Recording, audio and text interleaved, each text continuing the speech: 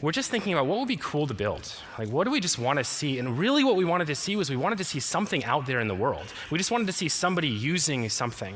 Somebody asked me once, like, what's my big plan? Like, what would make me really happy when we were starting Pinterest? I was like, geez, I just want to go somewhere and see somebody that I don't know using something that I made and have it be kind of useful. Like, that is what I thought was really exciting.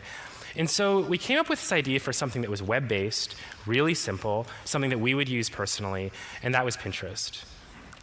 We learned a lesson from doing the iPhone app, and it was that even though we had all these ideas of all these great features that we're cramming in, we weren't great at one thing, right? There wasn't one thing that was special about it. People talk a lot about like a minimum viable product or when you should ship something.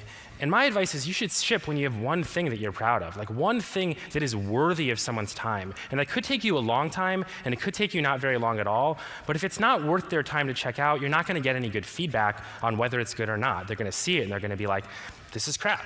Thank you for the feedback. Start again.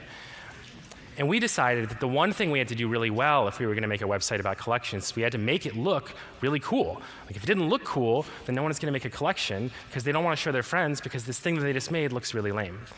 So this is the first version of Pinterest, and it didn't look very cool. And November 2009, we started building the basic infrastructure and started really iterating on what it could look like. How could we make it look really interesting? So we went through a lot of versions of this. Vertical grid, horizontal grid, both. Left side nav, right side nav, top nav, different logos.